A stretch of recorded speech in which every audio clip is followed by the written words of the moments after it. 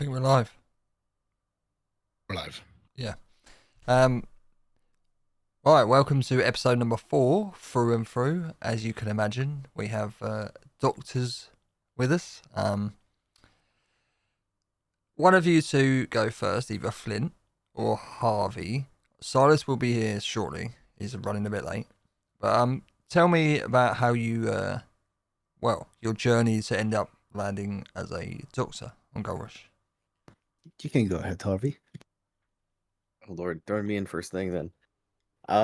So I started out I started in 2.0 with just a little character who ran around everywhere and didn't do much. And I streamed a little bit of it. My chat joked that they wanted to see me do a doctor character because we had I don't know, we played a lot of Stardew Valley and things like that, and my chat loves Harvey from Stardew and everything. And they were like, "Well, why don't you do a doctor character?" And I was like, "Okay, maybe." The character I played in 2.0 was too dumb to be a doctor, so I was like, we'll do that. 3.0 is coming up. We'll jump in as that. And so we started making Harvey. My chat actually helped me make him. I did have some bullet points and like ideas about like who I wanted him to be and stuff like that. But overall, my chat was like, I was like, what's a good name? Like, I've got an idea for a last name. Like, I want to go with Goodman. Initially, I was going to play a criminal character, and Goodman was just a funny idea for a criminal's last name. And my chat was like, well, he's a doctor, so his name's going to be Harvey. And I was like, all right, touche. I see where you're coming from. We'll go with it. And so we went from there. We made a doctor. He's been a doctor since December 14th of 1897 and worked his way up to management. It's been a crazy ride. It's really furthered my RP too. I didn't really think that it was going to be something that I was going to be good at because I was still very new to RP coming into 3.0. So I've enjoyed the ride on it so far. So, is it good to say that okay, it started off as like your chat made you do it, and then you kind of fell in love with it and just wanted to do it for yourself after that, or? Yeah, basically, I knew that it was a nice avenue that I wanted to go down. Like I'd started role playing in Gold Rush because I'd watched people like Zez Games and Granny, people like that kind of made me want to join and try it out. And the more that I was around in the environment stuff, the more I fell in love with it.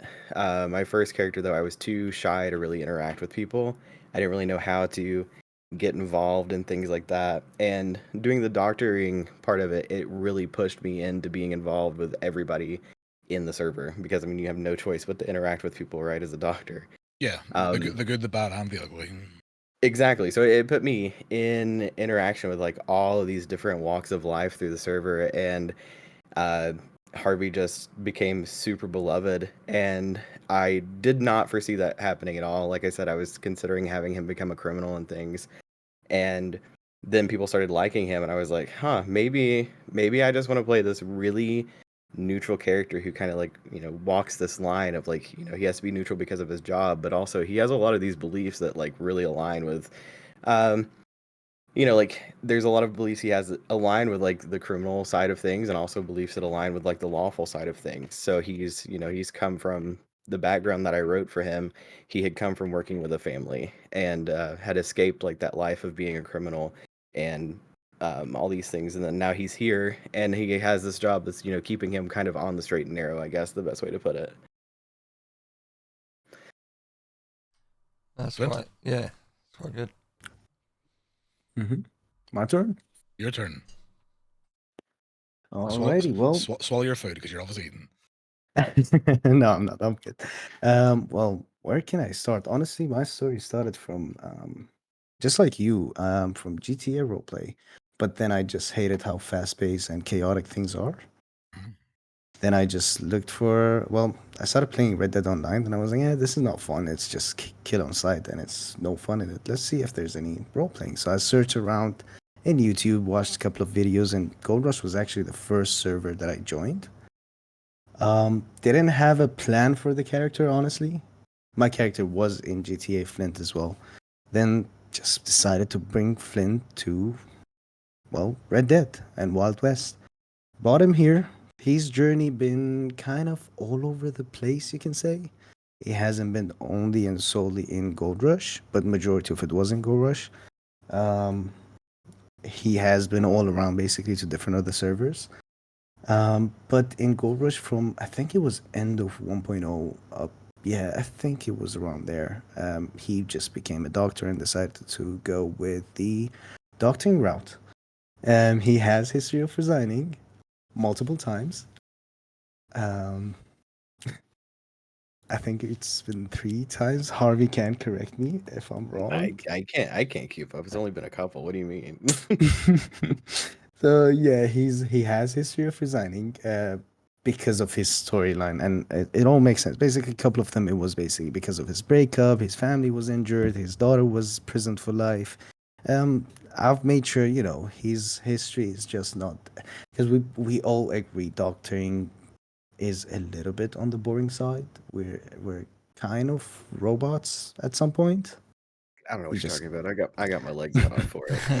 oh, excuse me, I got my arm cut off for it. Oh, So no, on a serious note, like doctoring can be boring from time to time, and it's just repetitive majority of the time. So I just made sure that Flint's storyline is not the same as like some other people that it's just straightforward. Wake up, be a doctor, yeah. then clock off, go do random stuff. No, I just made sure he to have a little bit of fun with it. Never got seriously injured. Flint was never seriously injured. This was his first serious injury because I made sure to follow the path of realistic side of things. Because let's be honest, 1899, 1898, even before that, getting injured constantly, breaking bones, getting shot, this and that, you won't survive it. No, no. You Like back then, like one broken leg and you're basically a horse just get put down. exactly. Yeah, too far, you've had it. Yeah. So yeah, just made sure his story as realistic as possible. His injuries were less than 10 injuries so far, probably in the span of 4 years that I've roleplayed as Flint. This was the first major injury that he got, which Carter knows about. He lost his arm because of the situation that happened with Lewis. But yeah, that's all to it about Flint's story, honestly. I actually want to get into something I'm curious about. Like, how do you make sure, or like either one of you can go first, but how do you make sure that you do make time for your character's progression, either in storyline or as you say as well, not to burn out with just straight up doctor stuff all the time? Like, do you go in there and do you just wake up one day and say, right, today I'm just gonna just concentrate on the character rather than the job, you know? It starts with learning to not let your character go to sleep in a doctor's office. I think that's the first rule in learning to let your character be something outside of a doctor. Because I see a lot of these folks that come in and learn to be assistant doctors. They're like, all right, I'm done for the day, and they clock out right in the middle of the room, and that's a great way to wake up into a mass casualty and then be stuck in the office all day. Yeah.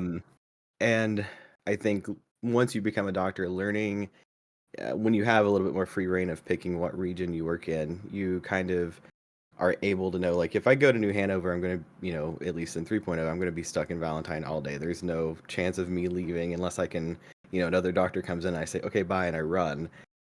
If it's a day that I'm like, okay, I know that I need to do this and this, so I'm going to, go to New Austin for a bit. I'll work there. It'll be kind of a calmer shift or whatever, and then I'll go, do family things. Like Harvey's a dad. Harvey's got, I think, 6 kids.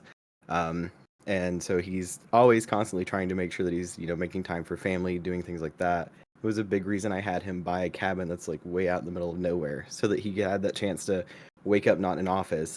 He can go to a train station to check telegrams. He doesn't have to go into a town. Just learning to put your character somewhere when you go to sleep, one that makes sense, and two, where you are going to wake up and not have to work immediately. Yeah. There is like a pain that comes with being a doctor, though, of like, once people know you're a doctor, you're always a doctor, and they're always begging you, like, Hey, oh can my you sell God, me can some you help? shit? Can you sell me something? Yeah. Can you sell me something? Can- Yeah. Can you sell me something? Or like, you'll be in the middle of like a serious scene with somebody. It's like, can you sell me this? And it's like, do I look like I can? Like, or like you'll be I don't know, I've been at my cabin like enjoying the fireplace and somebody ride up with somebody injured on the back of the horse. Oh my God, Harvey, thank God you're home. Can you fix my friend? And I'm like, But to a degree, that's like, even if you're like a real like an IRL doctor, like your neighbors know you're a doctor and something's going wrong, they're gonna come running to you. I think it's exact, just part and yeah, parcel, right? exactly. You're off the clock, but you're never off the clock. Yeah, and I've tried to always, that's part of who Harvey is too. He's always ready to like help people. Like he's always ready to put other people's first. Like his upbringing is he'd give the shirt off his back to anybody that needed help. So he's always helped folks that have needed it. It's really hard for him to turn people away. Like there's very rare occasions that he'll be like, no, I'm not on duty, and like walk off. Yeah. So like which does sometimes tend to lead to burnout and things like that. It's just learning to how like what kind of energy you need to put into every reaction. And I'm not saying like giving bad role play to people, but I'm saying like there's if I know that I'm gonna get good medical role play back, I'll go deeper into the role play of what I'm doing. Not every single person's gonna get the like in-depth like examination. If I know that they're newer, I'll try to give them that. I'll try to lead them into that. If I know that they are somebody that's like not going to give me back anything, then I'll, try to lead them into it at first, and then I'll just match their energy of what they're giving me back. And I think that's a good skill to learn too as a doctor, of not burning yourself out with things. Yeah. So we'll get Flint's answer, because I actually want to ask you guys about burnout in the doctor's office. But Flint, what it's So I'm gonna say something. Could you repeat the question? I'm Middle Eastern, and I can't be special sometimes. I kind of So lost it. basically, the question was like, how do you? Because we know very much the nature of the doctor's office. It's very much you log on, you clock in, you go one place, you go to another one, you go to another one. You know, how do you make sure that you take the time to develop? Like your character has had what sounds like quite a long storyline and it's progressed over the time. But how do you make sure you find time to do that as a doctor and not just make a doctor character that it just purely exists to, treat through and throughs, you know? In Yeah, I understand your point. In all honesty, it's quite difficult. I'm not gonna sit here and lie, say, "Oh, it's simple." No, it's really difficult. That is one main reason of Flint having such background as resigning too much, basically. Sometimes you kind of get forced to sacrifice the office itself fully and resign and stay away. It gets really difficult to maintain between developing the storyline and, well, doctoring at the same time. Like right now, this was, as I said, my first time for the character to lose an arm, get tortured, and be involved in something while he's a doctor and not a resigned doctor. Um, I was like, you know what? I'm gonna give it a try. I'm gonna see how it goes. It has been difficult to develop at the same time, follow up. But hey, at the end of the day, it's the RP. You just go with the flow, I guess. But as Harvey said as well, it's majority honestly just not. You gotta basically find the balance in between it. For somebody like me that is, well, usually logged in 10 hours a day or so, Yeah. it's much easier than somebody that is there for 4 hours to develop and do the doctoring job. I'm gonna say that at least. For me, okay, sure, I can clock in 6 hours, then clock off, follow up with the RP life or the developing of the character. It can get to you sometimes. It can get really frustrating or tiring, but it is possible. And do you think that this is for both of you? Do you think that that's the burnout that first hits new doctors? It's the fact that they don't log out, or they don't like go off duty and actually RP. They just, wolf attack and the snake bite and the fucking broken leg and the dehydration, and the mass casualty. They just don't have that downtime. That's just Um, pure RP. Do you think that's like the first burnout that doctors get? Honestly, one thing I would say, it's a mixture of everything. Firstly, well, it's a boring job. You're just majority of the time you're standing there.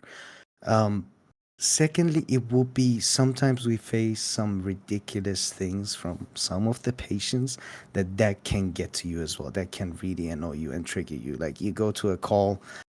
I understand some people want to give some interesting thing, but let's be honest, 10 gunshot wounds, 20 gunshot wounds, 15 gunshot wounds, like that's no fun for nobody. Yeah. I hate the fact that I have to sit there for literally 30 minutes and just, oh, treats the first gunshot wound, oh, treats the second one, and repeat the same process. And it's, in my opinion, that's my personal opinion, it's unrealistic to, I understand, like, you've been shot multiple times to go Yeah. down. Yes, like they cannot make it for you to be shot once to go down. It's not going to be fun for anyone. Let's be real. Like the gunfight is going to be done within 5 seconds. Um, but at the same time, let's just tone it down. Sure, like you want to give a couple of gunshots, we'll give it like 3, 4, fine. Not 10, 15, 20. Yeah, that's more along the lines of like this person's perming. They've been like, mag dumped. Yeah. Exactly. Like and like you're not surviving that in the 1899. Like you're dying. And I like it truly gets you. Like that's one thing that got to me. Firstly, the repetitive things. Secondly, such things that I see of these kind of injuries, 'cause it gets to me. Like I'm like, brother, you are like, sure, if you're permaing, like you're permaing there and then, completely fine. Give me 100 gunshot wounds. Yeah. But if you're not, then you just get up and walk like nothing happened. Oh, hey doc, how you doing? Everything going well? Yeah, I'm fine. My pain Yeah. level is 1. What? You've been shot 10 times. Your pain level is 1? And what do you It think, can Harvey? get to you. Yeah, What do you think's like the initial burnout for new doctors? I think a lot of it is so, you have the assistant phase and they follow around a doctor and Yeah. they are, The useless phase where they can't literally do yeah. anything. Yeah. Yeah, that, but they're constantly with somebody, and they are like, "Oh, this is really sociable. Like I get to, talk to this doctor that I'm with the whole time. I get to learn all these things. I'm hands-on, blah blah blah. I'm not stuck doing the mass casualty completely by myself." And then they, take their test, they pass, and then it's like, "All right, good luck." And so then they're covering a region alone, and sometimes there's nobody else in the town, and it gets a little boring. And you find yourself, especially in like the calmer storms and stuff like that are later at night, a lot of times you find yourself just with nobody in the town at all, or nobody, no calls or anything like that. And it's, quickly it gets a little boring for people who are wanting like a lot more RP and stuff like that. But I think that's a lot of the newer assistants that seems to get to them. I made Harvey with the idea that he was fine with solitude and things like that. I'm personally fine with like the calmer hours because I feel like I can breathe and I, Yeah. have a little bit of paperwork and stuff that I do with Harvey. He's also chief of pathology, so he has time to like, go over his notes and look over case files and stuff like that and try to develop other things. But I think another thing is, especially in 3.0, when we were seeing a lot more gun violence and a lot more, shootouts every day and stuff like that, it's overwhelming. Yeah. And there's times that you didn't have time to breathe between calls, or like Valentine just would physically exhaust me with having people. And I mean, there's some people that love that, like having the revolving door of, calls and stuff like that. But it's some people, it's a lot to, take in. It's a lot to keep your head about you with, like, you treat a gunshot wound, like you have a call and you're like, okay, I've got 2 patients, I treat them, and as soon as the last patient's up, 3 more come through the door, like are being carried, and you're just like constant flow. So I think it's a bit of not being able, like getting stuck in situations either where they can't turn off for a second, or being stuck in a situation where it's just completely dead and calm and quiet, and they're just like, okay, what's the point of my character being here? So I think it's kind of an in between on that. It's very dependent on the person. Yeah. Would you going back to what you said there about like, 3.0 from a doctor's point of view, how are you liking the pace of like, not worry about like snake bites and like, day-to-day things, but like how's the pace of doctors, mass casualties, big shootout scenes? Like obviously there's a lot less of those in 4 than there is in 3 on a daily basis. Are you liking that sort of drop in tempo because there's more I rarity to them, or do you miss the fucking I 50? miss I don't miss the 50 mass casualties in a day, but I do miss a good mass casualty. Like, I I don't think that I have actually treated a mass casualty other than people breaking legs or like horse kicks or things like that, where it's just been nonstop from, people breaking something. Yeah. Um, I feel like there's been I a lot of times the best RP that I get medical wise tends to come from other doctors. So it's like I've not seen a ton of that from, I guess, people that aren't doctors or don't have like a history with being a doctor. So I think that's in 4.0 with the environment that we're in now. I think I would love to see a little bit more complex things coming through. I kind of had expected to see that, but also, we weren't expecting to have so many horse kicks in a day like the first like couple of months. It's kind of calmed down now though, so Dehydration and getting kicked by a horse. Yeah. yeah, dehydration, getting kicked by a horse, cholera, like all those fun things. Like it's just like okay, Yeah, like that's Benji drinking out of fucking puddles. Hell yeah. Dirty water. Yeah. Mhm. And Flynn, what about you? Like the pacing from 3 to 4 so Honestly, far, the bigger I stuff. would say this. Even though I truly miss the mass casualties and rushing from a call to another, I like it much more because, like, if we are thinking about it as 1899, it makes much more sense. Less injuries, much more quiet times. Like, it was. I'll give it a chance. There'll be people shooting each other soon, Oh, I'm sure. it's 100% happening. I'm Sure. waiting for it. I'm not saying I don't like it. Yes, I do when you're running from a call to another call. The rush, the moment, like at least you're not sitting at one place and, just losing your mind because there's nothing for you to do. But at the same time, the tempo and the slow rhythm of 4.0, I like it much more than 3.0, honestly.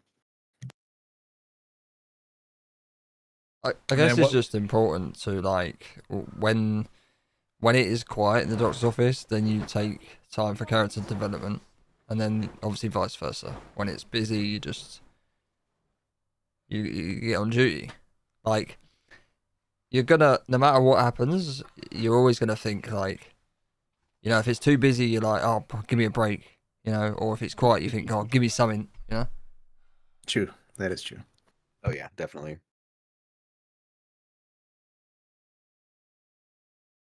Here's something I want to ask, right? Do you think like what we just spoke about, and so that you said don't fall asleep in the doctor's office, sort of how to go about character progression.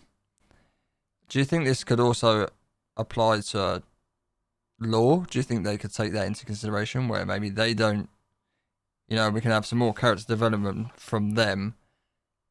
And also, I think possibly, do you think that because people that want to be doctors generally make a new character, do you think the fact that they haven't socialized or like role played and built up a character with friends and all that before they join the doctor's office leads to the burnout because they haven't got a choice? All they can do is be a doctor and respond to all those calls or log off. So I jumped a little late. Sorry. Oh, hello, About Silas. that. Howdy. Don't know if you guys want me to say anything before I No, kind no, of go answer the ahead, go question. ahead. Okay, so We'll come back I to that. think Yeah. the I think the thing there is kind of twofold, right?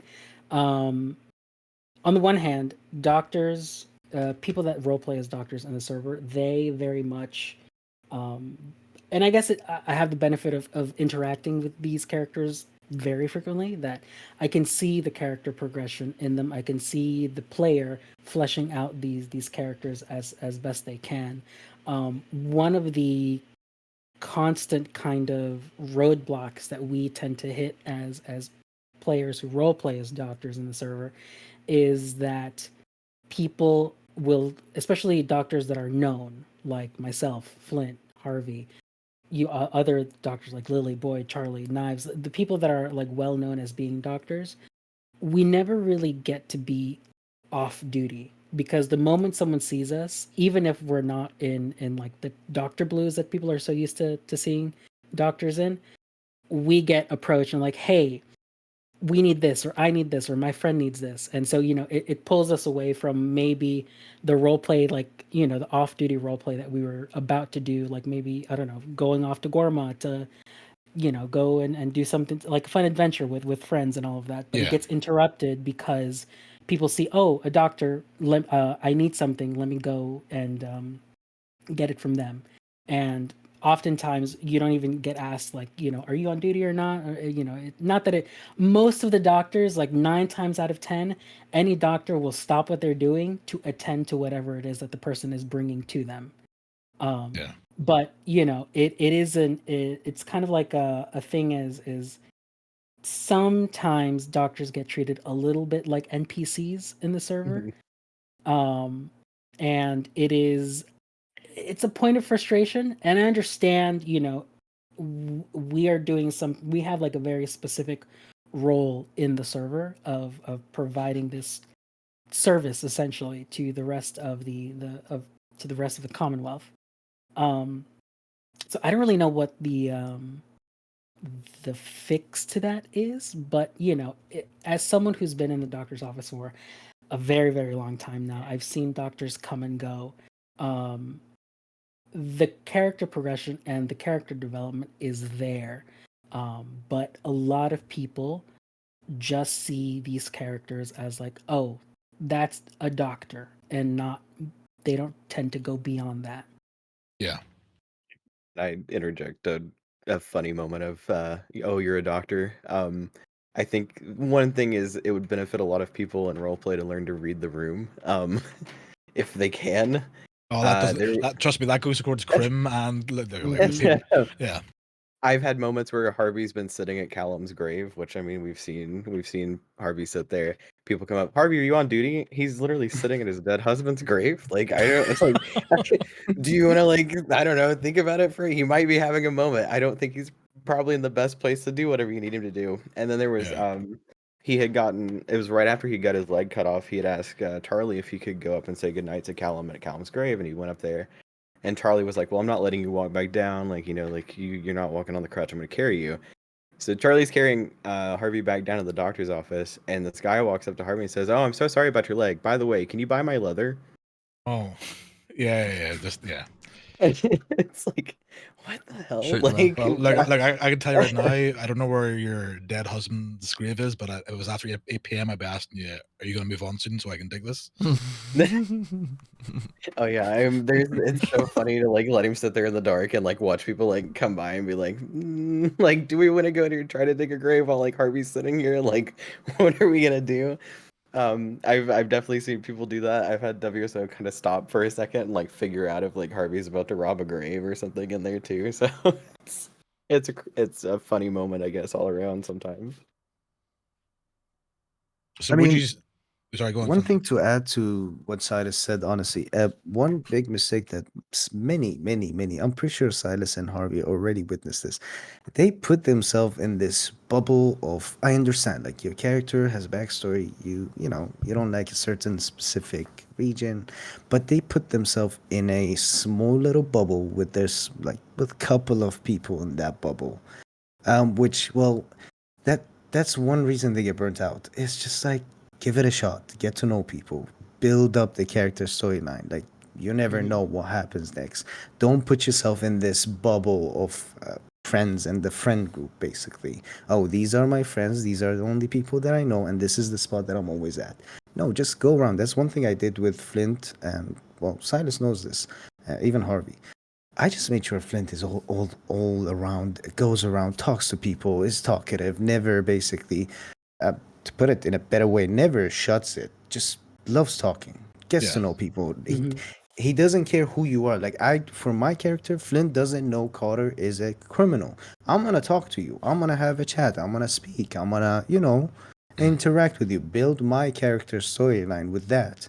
And later on, for example, Flint knows, oh, Carter is a scary person. Like he kidnaps people. He does No, this. no. Well, He's gonna allegedly, stay away. allegedly. Well, allegedly, yeah. But well, like let's say he hears this ICD, for example. He's gonna, that's gonna build up a storyline for Flint to escape Carter now.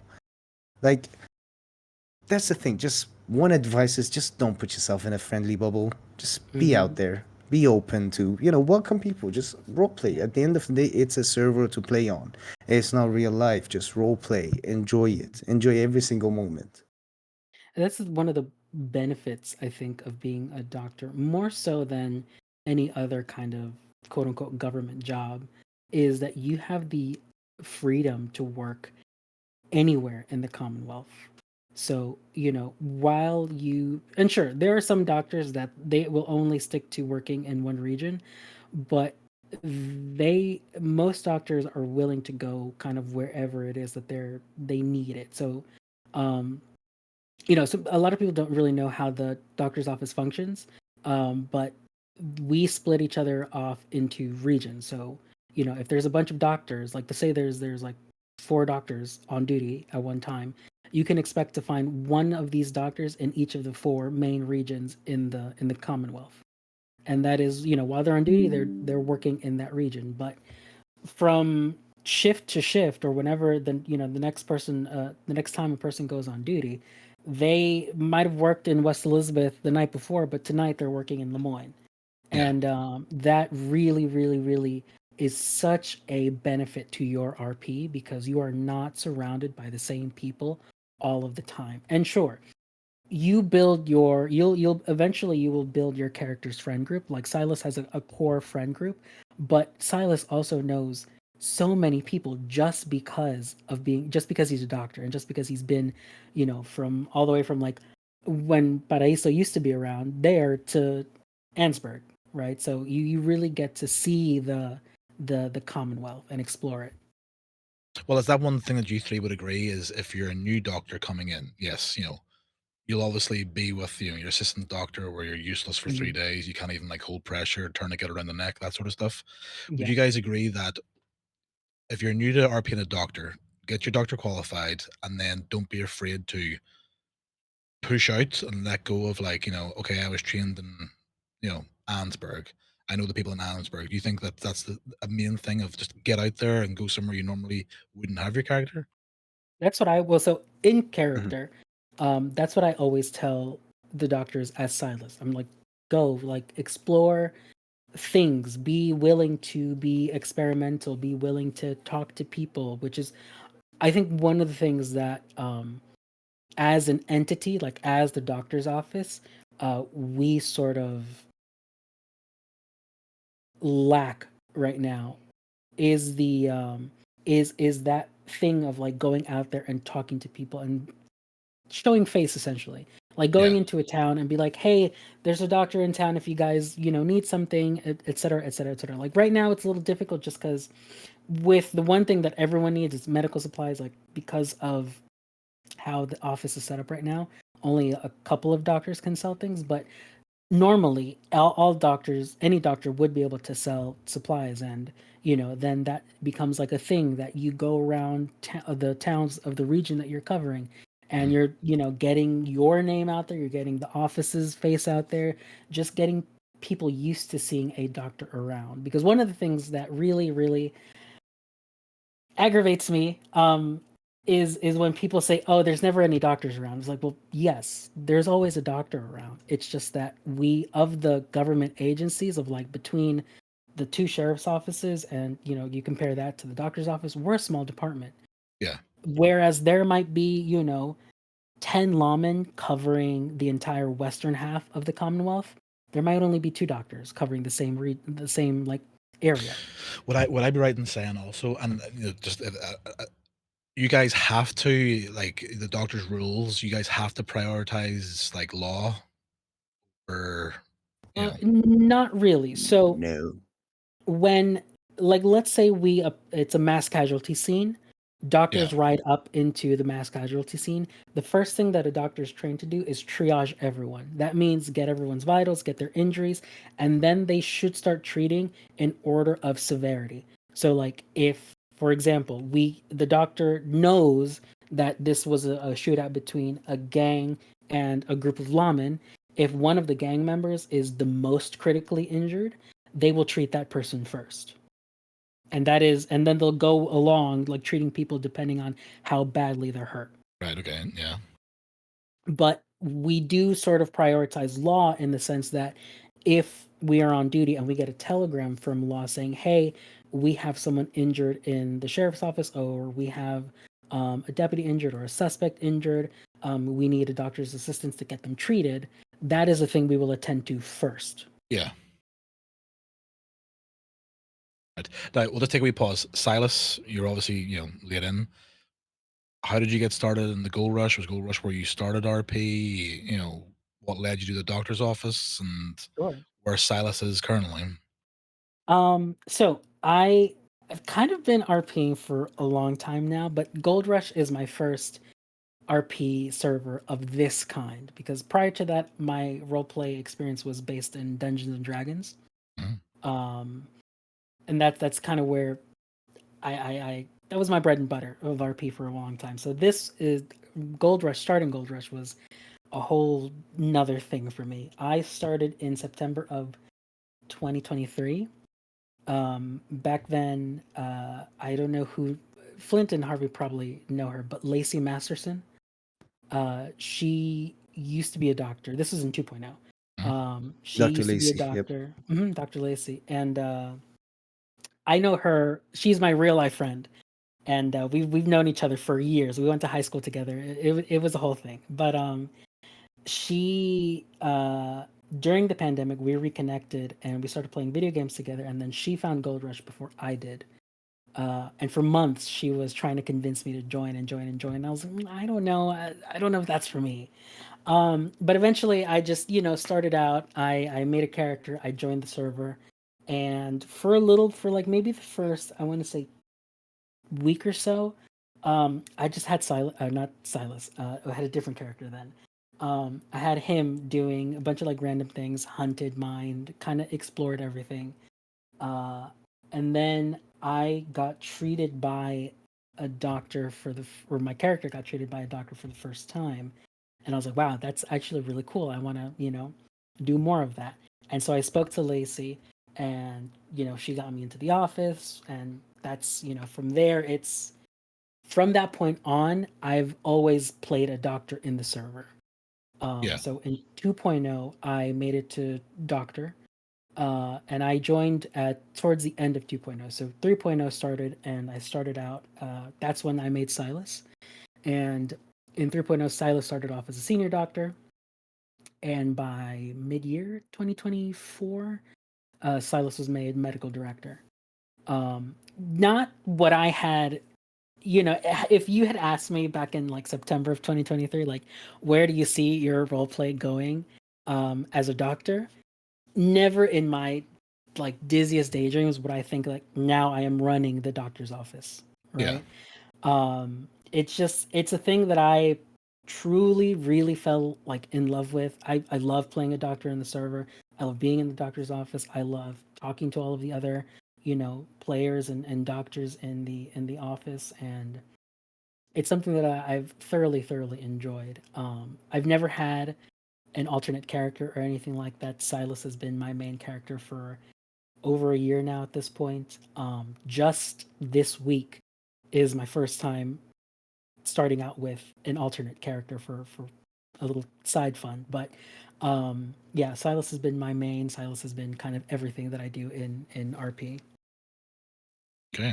Well, on that, you said you just started a side character.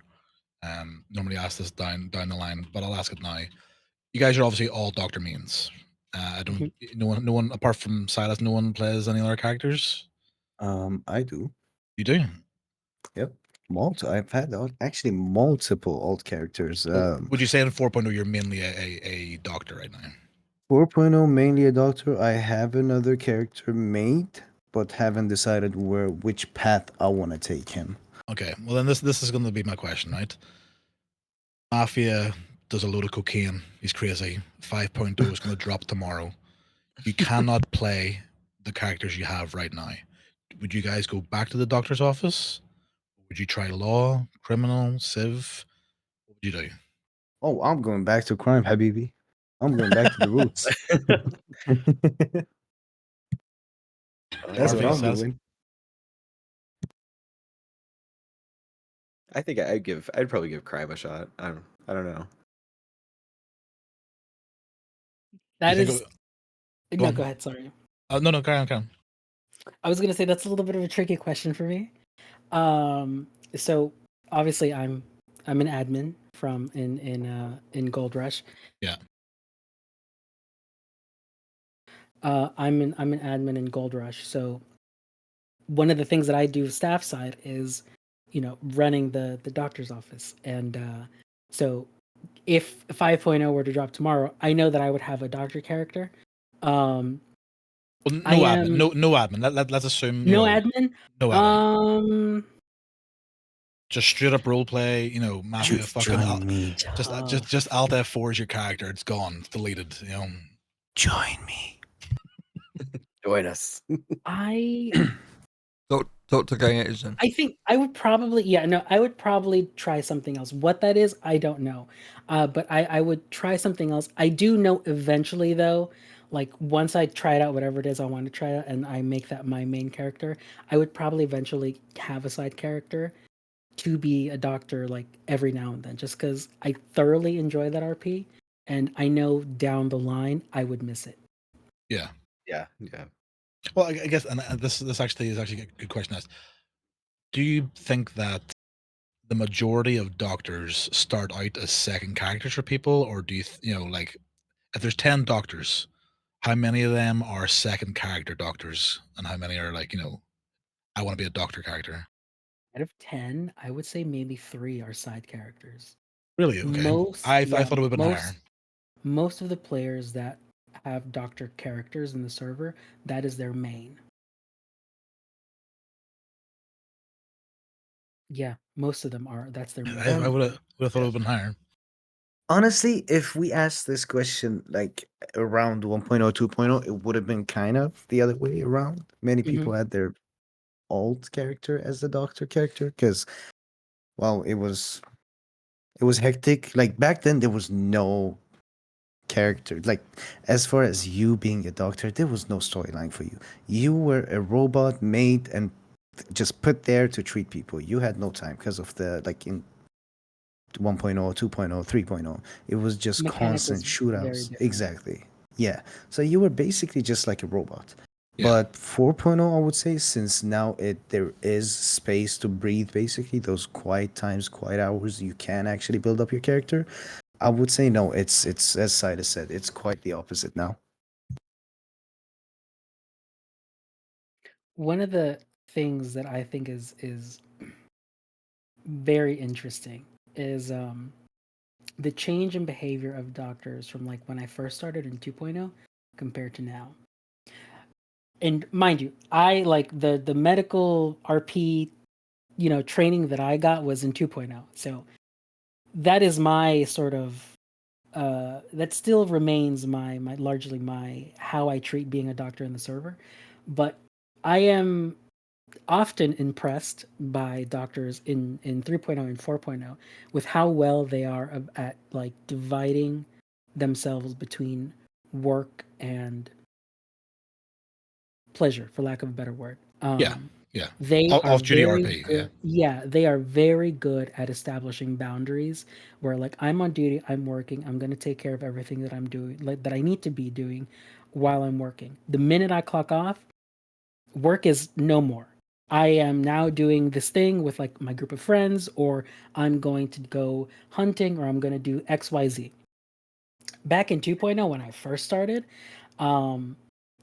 I didn't feel that as much. It very much felt like the doctors around at that time were very much like always on duty, even when they weren't. Part of that is the mechanic back in 2.0 was a little different with the alerts for doctors and all of that. Whenever someone was downed, it would tell them how close the nearest doctor was, whether Yes, or I not remember that. Yeah. they were on duty. It didn't matter if they were on duty or not. So people would There was pick nothing up their worse friend. than seeing the mileage get higher and higher. It's like, oh well, fuck, I'm not coming to Yep. me. So people Oh. would pick up their friend and then run over and get to the nearest doctor and just kind of dump their friend in front of them, be like, he needs treatment. Yeah. And at that point you're like, well, I'm not going to say no, because what if this person's dying, right? Yeah. So you treat or whatever the case might be. But yeah, that the change in behavior over time is for someone who's been in the office for so long, it's really cool to see. Listen, don't get me wrong, but it was funny to see them chasing us down because the meter of the screen. Okay, it was really funny. And then I guess this is another follow on because just with the way we're talking, but with law, right? You can tell when somebody who plays a law character is some form of like law IRL, just with like their mannerisms and the way they talk. Do you guys? Do you think that happens with the doctor's office as well, where there's like their medical IRL and they do the RP as well, same as law, or no? No, I'm pretty confident most of the people that are doctor characters don't do anything medical within their real life. We've had a handful of people that are nurses, or I don't know if we've ever had any actual doctors, but Is this where Flint's like a brain surgeon or something? yeah, there? right. He's gonna reveal that he's a doctor or something in real life. Plastic surgeon. No, not that deep, but I was in nursing school. That's where the love of freaking Yeah. medical office comes from, honestly. hmm So, it's been the case in the past where players who have that background, where they're either nurses or paramedics or doctors, whatever might be the case, they come in and they play their doctor character, and then they start using all the medical lingo Yeah. that they know. And, oftentimes we have to pull them to the side and be like, hey, It's love what you're doing. Yeah. It's super realistic. You need to dumb it down by like 10, because Yeah. people are not going to understand how to it's already a struggle when people role play their injuries, because people don't really know what words to say or what phrasing to use. So when you have a doctor character that's flinging all of these medical terms at a player, it's going to be, I think at least, it's going to decentivize them from wanting to do the medical RP, because they're going to feel so out of their depth in that kind of RP. We want to make it as approachable as possible, which is why, at least the way that I treat as Silas and the way that I've taught others to treat when they're role playing is I verbalize a lot of what I'm doing. So if I'm checking vitals, I'll be like, all right, I'm checking your vitals. Yeah. Just want to see if your pulse is stable, if your breathing is stable, and that kind of keys in the other player what I'm looking for, or what kinds of things they can tell me. Do you ever get where like maybe someone is medically trained and they're like using 2025 terminology? And, Yes. Yeah. I think we've all had that experience at some A point. lot of it. I Mhm. went to check vitals and had somebody give me like their blood pressure, like whatever or whatever, and I'm like, girl, I have no clue what you're talking about. It's also very funny when we get these injuries that, like, in modern medicine, you could probably treat.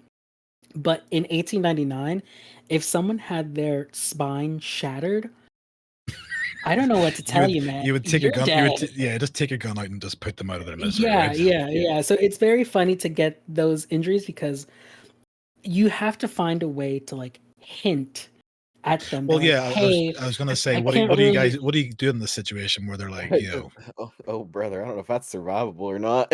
I have Yeah, quoted as yeah. Harvey a couple You of kind of times. just have to hint at it and be like, oh, like one of my favorite ones is the gunshot wound to the head. confirm perma? Question mark. Whenever I get that injury, I'm like, okay, well, a gunshot wound to the head. That's probably fatal. Let's see if they're bleeding out or blah blah blah blah, and kind of constantly hinting at them that Wise in up. 1899, your character is not going to survive this kind of injury. Yeah, It's yeah, just yeah. not realistic. So I'm gonna say I've done that before, right? So I think it was pretty early on from when I was in Red Dead. But obviously, the medical RP is very different. Obviously, I come from GCA roleplay, and Mhm. I'd say I actually started off on a server, it's a UK server called Police MP, and I was an advanced paramedic for like, I was on that server for probably about a Oh year. my god! Can imagine you fucking doing medical RP. Yeah, it was so good. I had to unsuperglue someone from the top of a van once. It was well good. Anyway, so it's very it's very different over in Red Dead. So first few times I thought, this is getting a bit repetitive because it's the same thing, right? So one of the when it's like, oh, check for this, that, and the other, and I was like, yes, and then it was like, oh no, they're bleeding out, they're probably gonna die, and I'm not trying to reverse it, like, not that bad, you know.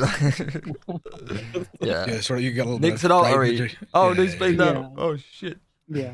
Yeah, yeah. So it's There's like, so, you know, we try to keep treatment as realistic as possible, but we've all done things that like stretches realism for what 1899 should be. And part of that is just, as a player, you should be able to discern uh between like a really super fatal and unrealistic, like there's no real way to survive this, and like I can stretch the truth a little bit here, and kind of treat this person using maybe not 100% accurate methods to the time and place, Yeah. but for the role play of it, you kind of do a little stretching there. yeah, but I mean, like you see this in like, especially in movies, and I mean, probably in real life back then, the things they believed in was unreal. Like, someone's got like a gaping wound in their arm. It's like spit on it, wrap it in like someone's dirty underwear, and just like hope for the best. You know what I mean? Yeah, It's slip like some dirt in it. yeah, Oh yeah. everything you shouldn't do. Like, Mhm. wash your hands. Oh yeah, you just like dip your hands in the swamp and just like yeah, crazy. Yeah, it's funny because Silas has been friends with a couple of different gang groups, and when they tell him like, oh yeah, we got into a shootout and we had to treat each other, and then they tell him everything they did to like treat each other, Silas is like, oh my god, oh my god, oh my god, what are you doing? But Yeah. it's just, it's very, but it very much follows the like old west kind of Right, realism, where Yeah. these I people were actually doing that back then. Like they were Yeah. actually like, if they didn't have a doctor, they had to be the ones to treat themselves. right. So I they mean, had a here, to add burnout. one thing to Silas, honestly, if you search about it, one of the biggest reason of people dying around those eras was even doctors not disinfecting properly. Yeah. Just fucking take a yeah. swig of whiskey, wash their hands with the spit, Hmm. done. Mhm. See, here's something I I want had to ask actually. Right, is if Mhm. perhaps Harvey can go over this first. I know that there was a rule on Gold Rush. I'm pretty sure. It's on most servers. To be fair, like no supernatural roleplay, right? Mhm. Which is that's such a vague term because what is supernatural, right? Like Mm. back in those days, there were truly people like witch doctors and stuff like that who truly believed in what they were doing, and like some of it worked. You can't explain it; it's not scientifically correct, but like like all these Like this mushroom or this plant mixed with, yeah, like I mean, it still that happens falls. now, but like, is there Yeah. no place for a doctor? Maybe doctors like that on the server where like they're not the traditionally trained like schooled doctors, but they're like an old lady who just knows how to heal people with like remedies and not actual witches, but like So So there's wives' tales, there's I a guess. there's a yeah, couple of go ahead. people that do treat with like Mhm. herbalism and things like that. Like Harvey knows a lot of it. That's part of Harvey's background is he's from East Tennessee, Appalachia, way back in the middle of Mhm. nowhere, and that's how his mother would treat people. His father was a trained doctor, but because they were so far in the middle of nowhere, they didn't have access to supplies unless they went out of town, brought them back, and then in that time period, it was like a day's worth, 2 days worth of a journey, and expensive. So the story for him is his mother was an herbalist, so she collected stuff she learned from the Cherokee and the natives around the area, learned a lot of treatments and stuff like that. Harvey's job right now is he's chief of pathology, so a lot of the stuff that he's learning too is talking to the different native tribes, trying to talk to their medicine men, their medicine women, and understand how they treat their people. So that way, when one of them is down, we're not using modern quote unquote modern medicine on them and are able to like fall within their beliefs and like build a stronger relationship with them. There's also a couple of doctors that do use herbalism as is. I believe Dr. Nix uses a lot of Mhm. it. You'll see Knives. her and knives as well, and Harvey does every now and then. There's room for it. I think people get hung up on that being supernatural, but I don't. In my opinion, I don't feel like that really falls into a supernatural realm. I think that would probably fall more into like a religious aspect too, because you have things like folk magic was very heavily used during this point in time, and it's very its roots actually fall into both paganism and Christianity. It's like a nice wrapping of both of those things together. And if you ever are like watching Harvey in like his quiet moments and stuff like that, he puts up things like that. He puts up prayers and these like I guess words of intention and things like that, where he's hanging stuff with like juniper and sage and stuff like that around his cabin. He's got sigils and things like that, and that's not necessarily supernatural. It's just his form of protecting himself and protecting his space and stuff like that. And same thing with treating people with herbalism. There's aspects of that sometimes it was said with a prayer. Sometimes it was said with this certain chant or whatever, but it wasn't specifically about the chant that's treating the person. It's the properties of the herbs and stuff that are being used. Yeah. So like while there's the argument of that it is supernatural, it's also like it has that space where it's falling into that it's not. Like it's not like a vampire or like a werewolf or No, whatever. I'm Yeah. just. It's more like Gypsy folklore. yeah, sort there of are Yeah. there are other ways Granny to do it. fucking boils like spider fucking webs with like turtle toes, and that helps cure like a hangover. Yeah, Yeah. that's just good. It'd be nice to see because I mean, it'd be nice for everyone. I mean, maybe something different than so's bloody cat gut thread. All that shit's like because let's be honest, like there's only so much you can do as well. Like so, say my character gets shot, like. There's only so many times my character can get shot in different ways without actually him being real messed up. It's shoulder, it's leg, it's maybe back or there's only so many that we can do. But then at the same time, for a gunshot wound, there's only so much a doctor can do that's different because you're going to treat a gunshot wound the same way pretty much every single time. Yeah. So like Depends on the gunshot wound. I love giving doctors a Yeah. good shotgun pellet spread. Yeah. Yeah. Oh Oh, my those are fun. God. Yeah, so it'd just be a nice variety to see from everyone, I think.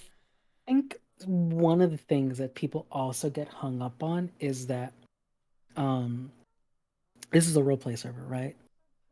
You don't need to be part of the doctor's office to roleplay as some kind of medical person, right? So, like, let's say tomorrow I made a character, this old man who knew a bunch of like recipes for different like elixirs and poultices that he's used in his like rural part of wherever he's from, right? Can I? And yeah. I mean, yes, but mechanically, people are not interested. But right, so that's the issue though. Like the role, if you're here to role play, the mechanics shouldn't matter as much, because if for example, if I'm sick, right? If I'm my character that I'm role play is sick, and I find this man who knows a bunch of these old remedies, and he starts treating me, and by giving me all of these remedies, the opportunity for role play is there, and you don't have to rely on mechanics. Do you know what I mean? It's you are limiting your role play if all you're seeing are the mechanics. Oh yeah, I think 100%. But I- like, what I'm saying is, if like, okay, say this happens, someone makes an old man who's very experienced in all these. He's done his miracle works, cured someone of something years ago. He's been on this venture, and he's enlightened with all this medical knowledge or whatever, right? And he says this story, and someone goes, "Oh, my friend's down. Can you pick him up?" And he says no, and then it's like, all right. And I'm Oh, telling you okay. now that he'll get shut down pretty quickly. I've seen Okay, it. I'm gonna It's a add shame. something to that, Benji. Yeah. I understand your point as far as the mechanic wise, but there's ways around it. I'm not gonna mention names. I'm not gonna say anyone because of that. Well, Yeah, metagaming no, purposes. yeah. Yeah, Yeah. but I know of people that are currently they're not doctors either. They are in no offices. They're basically not an official doctor that have actual access to scripts or basically the bed or this and that. And what they're doing simply, they're robbing. Well, they're getting people to rob tonics for them. They're robbing tonics off of people, off of people that buy it and stuff. And they're basically using those tonics, and they're making their own mixture with the tonics RPD, and they're just treating people as non-doctors that are acting as doctors. So Yeah. there is ways around it, but it just needs a little bit of creativity by the person Yeah. that wants to get into that. I mean, another you could also so in the situation you gave Benji, where the old man, let's say the old man did treat them. The only thing he can't do because of the mechanics is he can't revive the player, right, or revive the character. Um, the workaround is, the person gets treated, they get fully treated, they are now feeling better, they need to be woken up.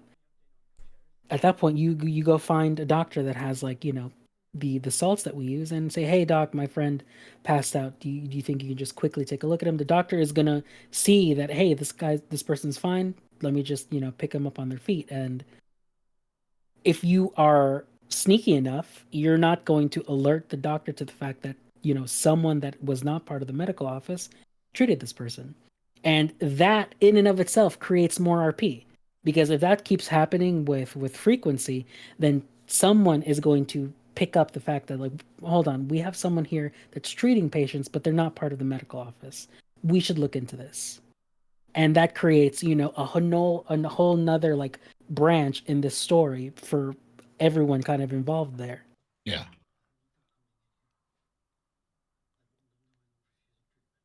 Hmm. Honestly, Okay. like there's too much to it. Like it just needs a little bit of creativity done by the individual that wants to get into that line. Like, here's one thing I always say: you cannot expect like for something to be admin approval or this and that. No, it's a role playing server. As long as it does not violate any of the rules, you're fine to do it. Just make your own story, make something new, build something new for the character. You don't necessarily need to follow the script this, the script that. Just make it up. You can makeshift the storyline.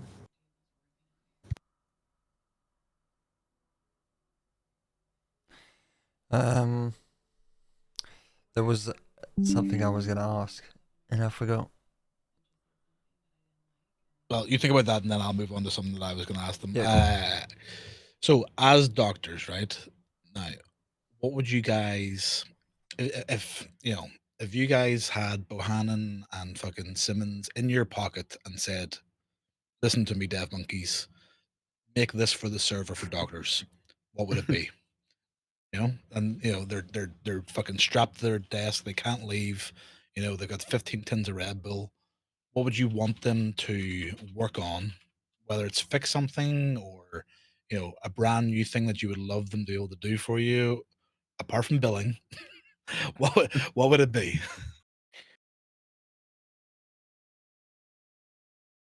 Harvey? Oh God. I was thinking I would like something that I don't want to say like force isn't the right word, but maybe something, somebody that breaks a leg or something like that, like they're kind of stuck with a certain walk for like however long or something like that, which we don't see it as I don't feel like we see it as much now as we did in 3.0 where people have a broken leg and then they run out of the office as soon as they're fixed. But I think it would add a lot more like realism to somebody, who just broke their leg having to like hobble around for a little bit. Like So something forced yeah, like coded a injuries. yeah, like a some kind of mechanic with it, definitely. Like even for myself, I was telling my chat the other night, I would love for something to be with Harvey's leg that, if I, accidentally hit the shift key and run or something like that, it makes him fall over, or something like that. Because Yeah. like sometimes you don't always think about those things. Like you fall on like old habits of like moving in a game or whatever. And I've done my best to like make sure that that's something on my mind See, constantly with it. But yeah. Well, I've always thought that, like, if they could, right? You break a leg. Yes, it's fixed, but you can't run, right? Yeah. Now you could jog, but you can't, because right now you can only walk or you fall completely over, right? So maybe you just Yeah. have the first stage of running for a broken leg, a broken arm. Your aim's fucked, right? It's like Exactly. wobbly or something like that. Broken back, you're obviously getting permanent. Yeah. I don't know. Another thing that I joked about would be neat would be straight jackets for like the psych department to have or something like that for the unruly patients or something, because that would Oh, definitely they're in the clothing store. they're in the clothing store, but you can like something that Oh, functions you more you like you want to fully restrain? yeah, let me have them like handcuffs. Like, come on, like Yeah. give me Okay. something for the psych department to use. I think it could.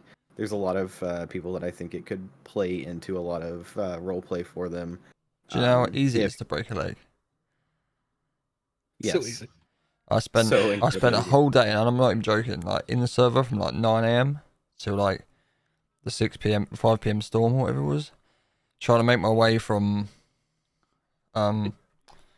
Plainview to a doctor or some sort of way to get home. Finding a horse was impossible because you can only Mhm. walk, And I think, how did it happen? Something Probably that's really step on a rock. stupid. Yeah, something really stupid. That you get shot and your leg breaks. It's annoying. Yeah. Silas, you own Simmons and Bohannon. What are they making you that you want for the doctor's office? Mine is gonna be so kind of boring because I just think it would be such a benefit for the office, but you know how we can treat the broken legs on like using the medical bed Yeah. in the doctor's offices.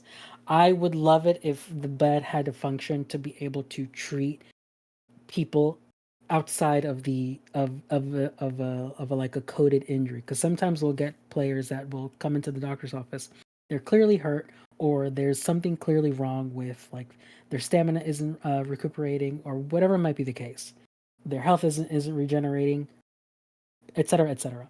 um and outside of giving them like an herbal bandage, there's nothing really that we can do based on the script.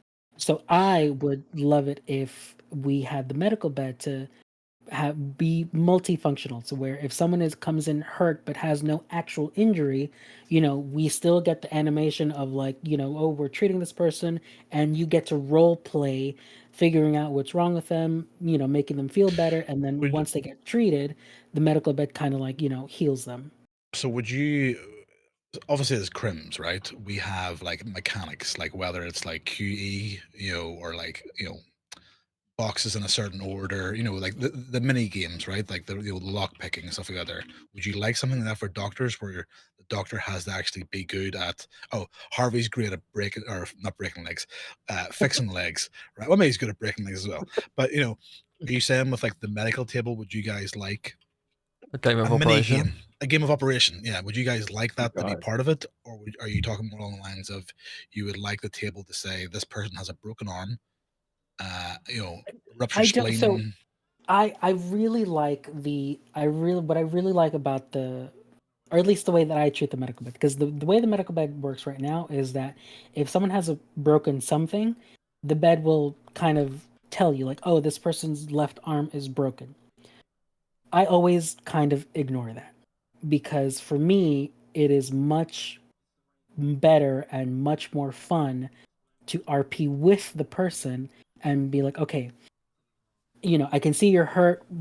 Why don't you tell me what you're feeling, what hurts, Yeah. where is the pain centered on, and we kind of develop the injury and do the treatment together. Because if we get on the medical bed and it tells me, oh, you have a broken arm, and then I treat the arm, and that's kind of it doesn't really give the player that's getting treated the opportunity to maybe expand on their injury or do the injury that they were thinking of. Yeah. And it also takes away from the doctor of being like, well, I can do this or I can do that, or let me see if I put my stethoscope there, if I hear anything, etc. So I like that a lot of the medical scripts are um Yeah, are not specific. it does because make it sense. lends so much more for you to RP things. Yeah, because like say my character for example, I think I had it actually in Van Horn. Tried to get off the horse too quick, ended up falling off, and my health went down, to like half, and it wasn't regenerating at that point, I don't think. Mhm. And it's like a doctor was passing through and was like, "Oh, doc, like I fell off my horse, rolled my ankle, like you couldn't possibly know that from a bed, like if I, like you say, my health's half, my health's low, but actually, so I wanted to ask you, why is it, why is it that you go through the RP like, so I'm not feeling very good, and then the doctor treats you, and then they just say all done, and then bugger off, and then you're like, is it supposed to be like that? Like I'm not feeling any better, like Well, typically they give you an herbal bandage, right? no, No. Oh wait, what? never been given nothing. They go Usually- right, see you later. Yeah. No, that's what we usually do. We treat like if it's not an Usually do. actual injury, we Oh, treat someone's it. getting fired. Never been given nothing by any of them. Yep, somebody is, I guess. But yeah, like on a general aspect of it, we treat it. One thing I do as Flint, because it makes no sense for me to treat it, bandage it, then give you the bandage. No, I just treat it, done with everything, and then I pass the bandage to the patient. I'll tell them, hey, listen, just wrap it up tightly, however you feel like you're not Yeah. uncomfortable. And then I leave it at that, basically, because it makes no sense for me to bandage it up, then give you a bandage. Yeah, put those bandages around those bandages that I put already. Yeah. But all the doctors should be doing So- that. The way treatment should work normally is that is you do the RP, right? You're like, let's say you don't have a broken leg or a broken arm, or there's nothing that the medical bag picks up, so it's just full on RP treatment. Once that's completed, the doctor should be giving you an herbal bandage to start the process of you healing better. Now, one of the things that a lot of players get a little pissy about is that you're not giving them 5 herbal bandages to make them feel 100% better. But you're We also don't do that. you're also not treating them. You're giving them a bandage and say do it yourself. Right. Yeah, exactly. So It's a bit weird. What the training that we give is you treat them, you give them an herbal bandage. Once they use the herbal bandage, at that point, it's you as the injured character have to then RP feeling better over time, because we are trying to be realistic here. If you get treated by a doctor, even in today's like medicinal standards, you're not going to feel better instantly. You're going to feel better over a couple of days. And that is one of the things that people kind of don't really do or pick up on, is that they get treated, we give them an herbal bandage. The herbal bandage only does a certain amount of like healing.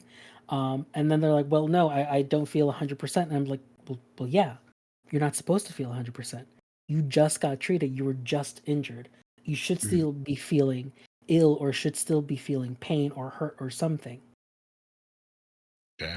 And then Flint, you own the devs. What are they making you? Oh, I got a couple of them actually. First one will be the actual prosthetic arm leg, that like it's an item in your pocket that you can actually take off and put on. That will be really sick to see for people that want to go the amputation route. Second one, this one, I love this one. A medical wagon that I can first aid patient if there's a mass casualty, and then just dump him in the back of that wagon like sheeps and just take him to the No, doctor's no, office. carefully, of course, carefully. No more. Yep, concussions. carefully. Yep, carefully and respectfully. It will be nice to see a medical bag that I can actually, you can actually use to, well, technically any wagon, you can actually put the patient on the back of the wagon and then, transport them. It's because it looks a little bit weird when you put a first aided patient on the back of your horse. They're just with a, for example, a gunshot wound or something, and they're just jumping around in the back of your horse. Instead, you can have a wagon, you put them there so they're secured in place. That would be really Or nice to see.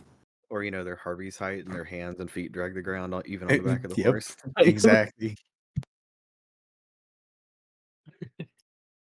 So those are the two things that I would love to see. Like a mass casualty, and the medical wagons rolled out, and I'm pretty Exactly. sure. Like, I might be wrong, right? But I'm pretty sure I've seen stretchers before. I've seen a script for stretchers before. I don't think we've had a script for. No, we never had. Not Basically, not what this we used server. to I'm do. just saying I think I've seen it on YouTube. Oh, Oh yeah, okay. other Yeah, servers. yeah. I think I've seen that. Yeah. That's pretty cool. well, whenever we get Simmons on, don't worry, we're gonna get people to get in a lot of fucking questions for him. Yeah. So what about do you think there, just touching back on what we was talking about earlier, do you think there is possible, have you thought about ways where you could kind of separate that on duty, off duty? Because you said, you don't know what could do that, but have you thought about it? The fact that people is it just a community mindset? Maybe people should just, like you say, read a room and I think part of it would respect the roleplay. have to be mindset, right? Part of it Mm. would have to be like people treat jobs like jobs, where it's like, the person isn't meant to be working day in and day out 24 hours a day or however much time they spend in the server. Because like Because lawmen are wearing badges, right? When they're on duty, it's pretty easy to tell with the lawman. yeah, it's pretty easy to tell with the lawman.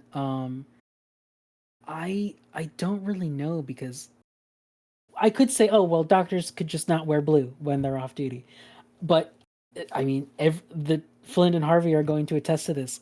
Anytime we wear something that's not our doctor blues, we still get, we Are still you? get found, or we still get identified, whatever the case might be. I think part of it is definitely mindset. But I don't really know what the thing would be to make it better, right? Because we, Could other just tell them than to fuck off. blue. Well, that's the thing, though. That's the thing that I don't want. I don't want doctors to start being like, "No, fuck off. I'm not gonna treat you." Like that is not the way to go about that. But yeah, I just think in general, just a little more consideration, and allowing people to, or allowing these characters to exist beyond their work. Yeah. Because it is one of the things that does lead to burnout. Yeah. From in all the time that I've been in the office, I've seen two types of burnout. It's either the person becomes a doctor and then they grind, for lack of a better word, being a doctor, where they're on duty 12 hours a day, day after day, day after day, and they just keep doing that, keep doing that, keep doing that. A couple weeks down the line, they're resigning from the office because they've completely burned themselves out. That is more manageable, because in character and out of character, I always try to harp on all of the doctors to be like, hey, your characters are more than their job. They have lives, they have friends, they have family. You need, make sure to treat your characters like real people that have a multifaceted life. And I discourage people from doing these like super long shifts day after day after day, because I know that can easily burn someone out. The other kind of burnout is people who have been doctors for a while and they just start getting that sense of like, I can't escape the work. Yeah, they're stuck. They're stuck in the rat race, right? No Yeah. matter what I do, no matter where I go, I get pulled into work. And that's a different thing. That's that's kind of the subject that we're talking about, and that is more complex. Yeah. 100%. I think that happens in all parts of RP though, where you've played a character for so long and you get into the daily routine, right? Mm-hmm. And your character almost gets stuck, where you either have to, in my opinion, fucking kill the character off because you don't know how to get it out of its rut, or you've got to go and do something completely 180, and whether that fucks your character up for a bit or brings something better, you've either got to do something big or kill the character. Yeah. Yeah. Right, we're gonna do done this last time. Right. Let me just say, chat, get some questions rolling from now, so we can ask them in a sec. We're gonna do this thing that is you buying or selling, right? Did anyone hear this last week? I don't believe so. Right. Okay. So it's just a little segment where I ask if you're buying or selling, and you'll just say to me either one or the other, and you'll say if you've liked something and you're into something in RP this week or whatever, you go, oh, I'm buying. Oh, okay. I get it. You know, but something you're pro, or I'm selling something that you're con. You know, like I'm selling the people the nagging me off duty. You know. Yeah. So we'll let Carter, you go first. What have you done this week? This week? Yeah. I think I'm selling how easy it is to get a fucking broken leg. yeah. Yeah, it's it's been a hassle, right? Because obviously, from the criminal side of things, many of us are up and down, in and out of fucking tight spots, and you just like touch a step the wrong way, and your character spins around about 5 times, does the slide animation, you don't move anywhere, and then crunch. So, fuck, I'm selling broken legs. How easy it is to break a leg mechanically? Okay.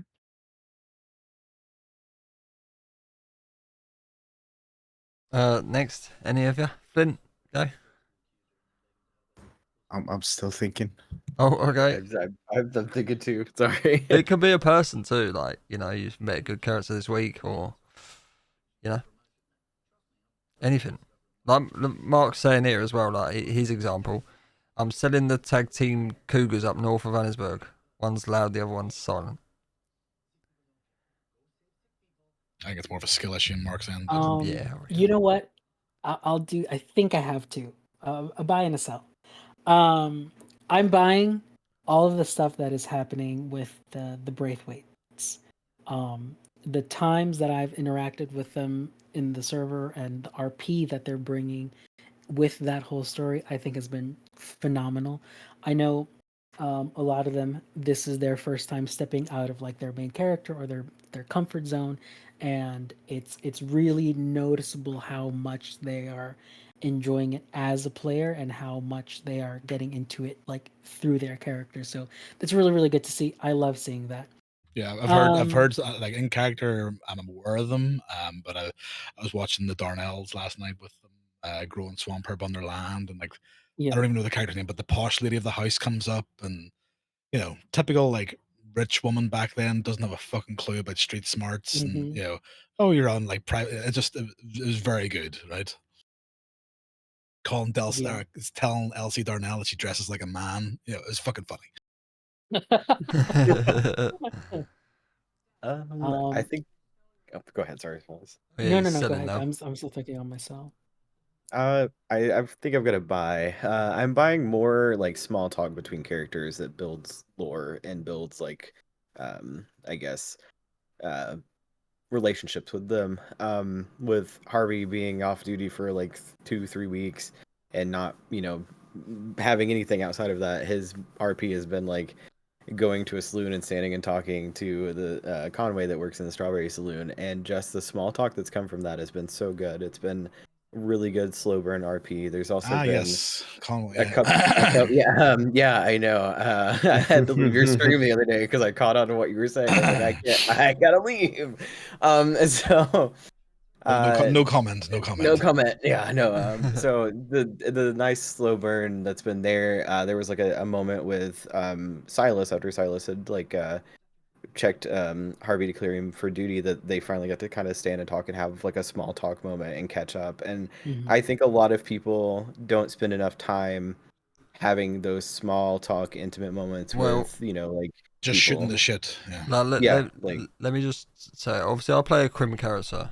Right, I normally play someone who runs things. Right, let's say I like to do that, and I like to when I have interaction between like gang leaders. I don't like to make it a, you know, ride out to them and then just talk shit for 5 minutes about business and then fuck off.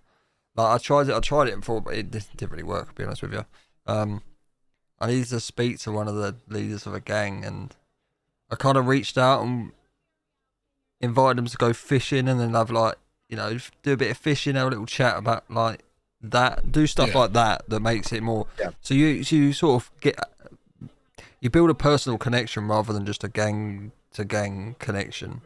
Yeah, just You know? stand there in a circle, exactly. like gang A on the left, gang B on the right. Yeah, Everyone's just yeah. standing looking Yeah. at each other like fucking yeah. So little Yeah. things like that, mate, even if you get on a horse and you ride next to each other and you're at walking pace and you're just chatting, like it doesn't always need to be like the same, like, Mhm. oh doctor, you've been busy, could I have some tonics, like Yeah. Yeah, it yeah. just like there's a character I know like and they've got kids or wife. Oh, how's the wife?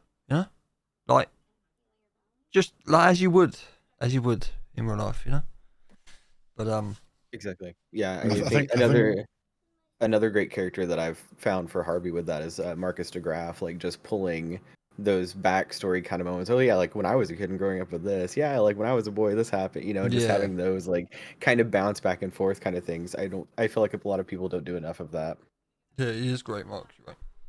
For The graphics me, are really good for that. for me, with how well it's been run in 4.0 is the newspaper. Like Carter can't read or write, so whenever he gets it Oh. read to him, he's then telling people about it. You hear about that in the newspaper, but it's not word for word because he didn't read it. So it's like Chinese I love that. whispers, right? Like Yeah. a Carter might get a name wrong, or there was like 6 extra people, and it's just like that information's now out there, right? I love that. That's so good. The newspaper's been very fucking good this wipe. It's really phenomenal. Yeah, Mm. it's really, really good.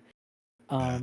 Okay, so I immediately just thought of two things that I need to sell because Yep. it's Sell. something that frustrates a lot of Tariffs. doctors. Tariffs have kicked in. Sell it. Yeah, the tariffs. So first, if you're with someone and you get injured and you get downed, and you know that your friend is going to transport you to the nearest town to find a doctor, Oh. please do not ping for a doctor out in the wild. Because what will happen, God. and this is one of the things that people always say, oh, there's never any doctors around. The doctor will get the ping. In Mount Hagen, they will ride from Blackwater to Mount Hagen, not find the patient there, then get pinged in Blackwater by Nigel because the person got transported there. So now they have to ride all the way back to Blackwater. And by the time the doctor gets to the patient has it's been enough time and they see the light. No patient, no treatment. A very frustrated doctor riding around kind of pointlessly. Yeah, chat's like you can tell the doctors in chat. Yeah. Yeah. And the other thing that I'm selling is if you get hurt and you are in front of Nigel, you should be the only one pinging Nigel. You don't ping, then your friend pings who's okay and doesn't need treatment, and then your other friend pings who also doesn't need treatment, and then your fourth friend also should not be pinging because It's a what mass happens Mass is casualty. doctors will see that and think, oh, there's a mass casualty. We all have to go there. 3 doctors show up, and there's only one person that needs treatment. With a I snake need to bite. find Bro I need to leg. find the clip from Harvey losing his leg and everybody in Blackwater using Nigel to fucking call it doctor. And So I'm those are the clocked things in I'm and I'm selling. getting all the things. Okay, so this is one for all 3 of you. We'll start with Flint. What Mm-hmm. makes a good doctor, and then what makes a good patient? Honestly, a good patient, as I said in the beginning, it would be a patient that gives us, doesn't give us anything unrealistic and, over the board. I understand that some people want to give us some interesting things, but they don't understand that you take it a little bit too overboard, and it gets frustrating for us because we have to sit there like 30 minutes, 40 minutes repeating action after action, slash do, checks on the exit wound, slash do, treats the exit wound, slash do, does the, like, that's one thing that I would like, that makes a good patient, that they understand that there are many things that, just tone it down a little bit. You want to give me interesting, just, I don't know, archery beat, for example. That's interesting for me. It's 10, 20 gunshot wounds is not interesting for me. A good doctor, honestly, it really, it's a vast topic. Everyone, as far as I've seen in the doctor's office, they're doing amazing. What makes a good doctor is a doctor that basically is on point with everything. Like, he's not, to say it this way, like, lazy in doing their job. Yeah. Does their job properly. Like, is They're not just there to collect the paycheck. Exactly. When they're on duty to work. They're not on duty to go hunt around, to go, just do other things. Basically, farm paycheck. That's what makes a good doctor, in my opinion. Harvey, what about you? I think patient wise, it definitely somebody that understands like how injuries can like sequence not everything's going to be a clean gunshot wound. Not people that aren't afraid to let their characters be hurt. I personally, when I'm down, I'm a fan of people like using tries and stuff like that. But I think people need to understand that like after the second try of the suture is not working, maybe you should just go ahead and let them work. Like after that, that might be a great idea because I don't really know how viable that vein's going to be if I have to resuture it like 7, 8 times. Doctor wise, I think just somebody who is able to play off of what's brought to them. There's definitely times that I've treated like silly injuries or like watch silly injuries be treated, and I'm not saying like things that are um like unrealistic. Like I think Harvey's sister had like a tick that was like on her, and she thought it was a mole at first, and it ended up being a tick, and it was a very funny scene, but it was also something that was very realistic that could have happened. Yeah. So I think like having breaks in the monotony of that, of being able to like be personable as a doctor and provide like that bedside manner that's not super serious, but also being able to connect with that patient and make them feel like they've got a friend, but also like a doctor that's there. They're calm and relax in this person's care, kind of thing. Do you not think? Hold on, Silas. What makes a good doctor a good patient? I think my answer for both questions is kind of the same, and that is your willingness to get creative with your role play, and kind of to tag off of what Harvey just said.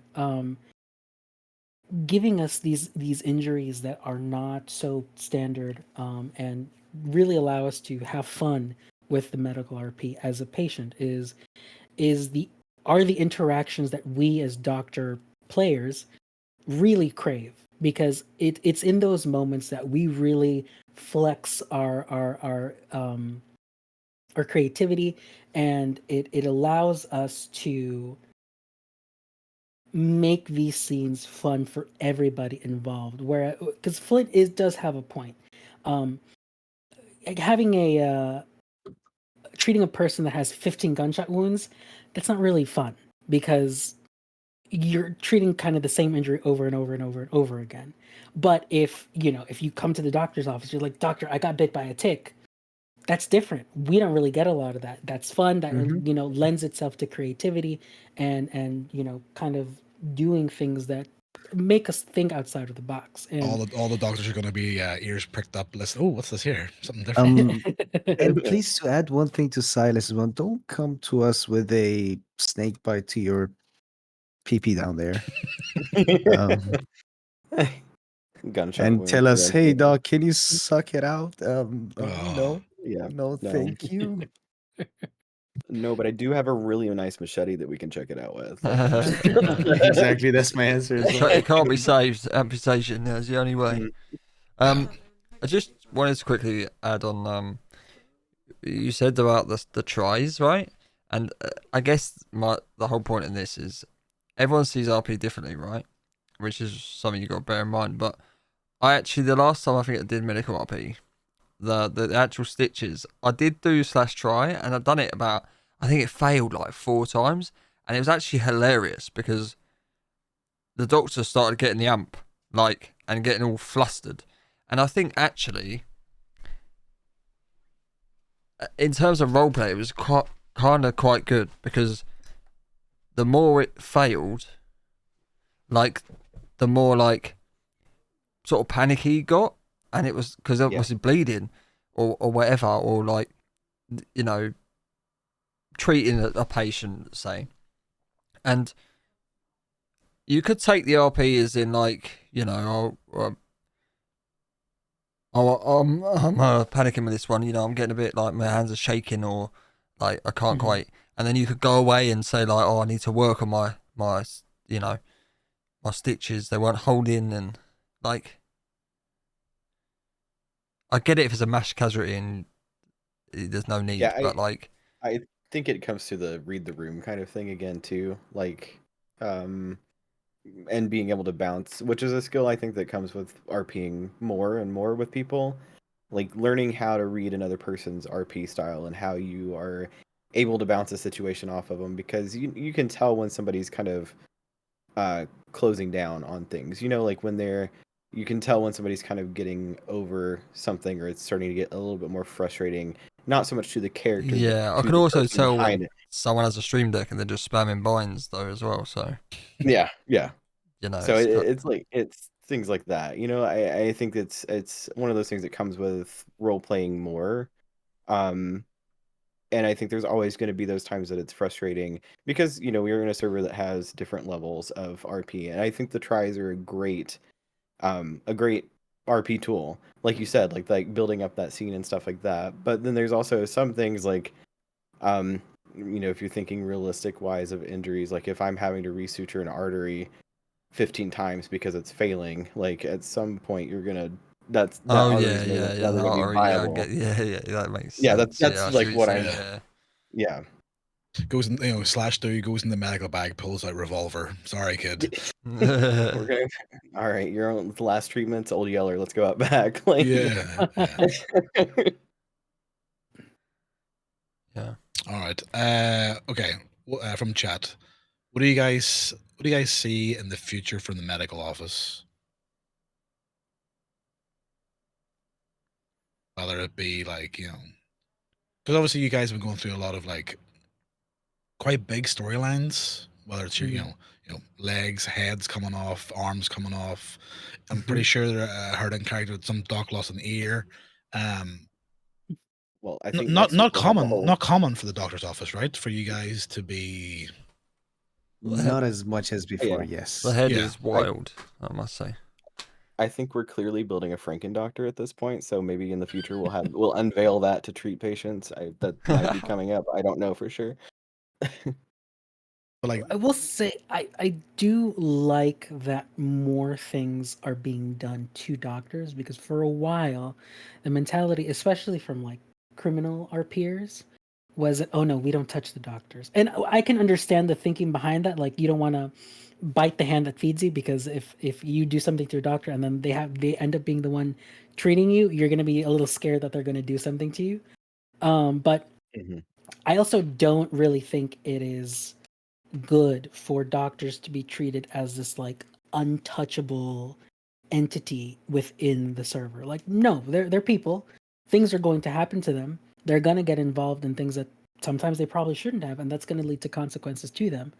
Agreed. Because they are a doctor, it should not stop you from doing other kinds of RP that's not like medically related. Mhm. Like, here's the thing to add to what Cyrus just said. Like, here's the thing. Flint, let's put Flint as the perspective here. He lost his arm. He hasn't been able to clock in for the past, 18 days now. It's a change of pace, yes. Change of what I usually do, yes.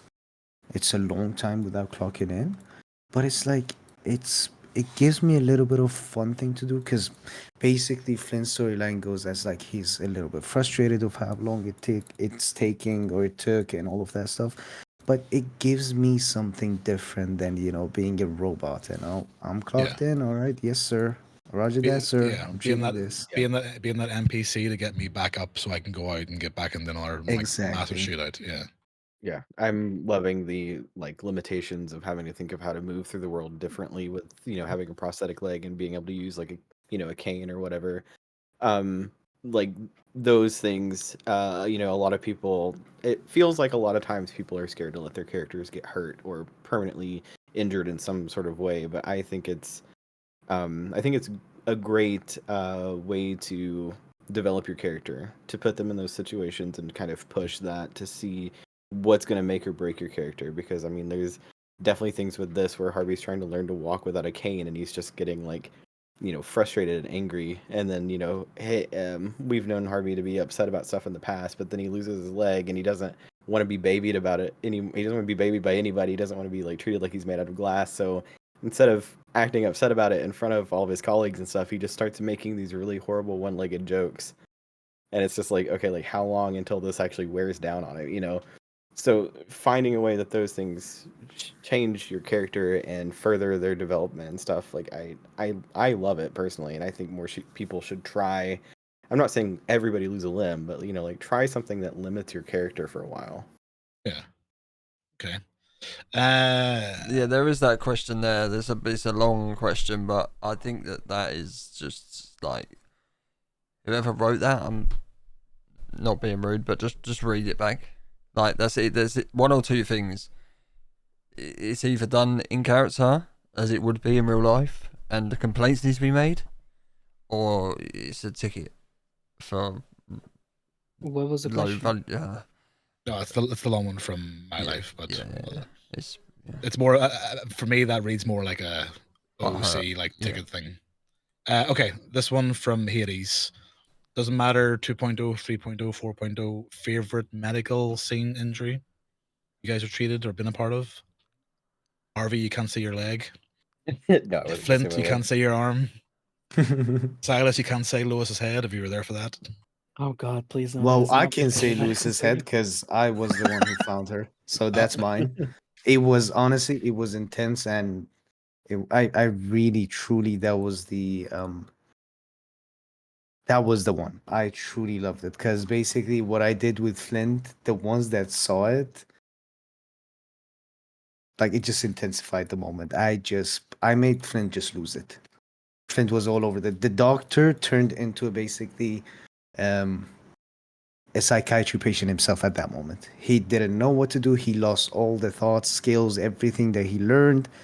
He was just clueless, and it was an amazing scene. That's my favorite one.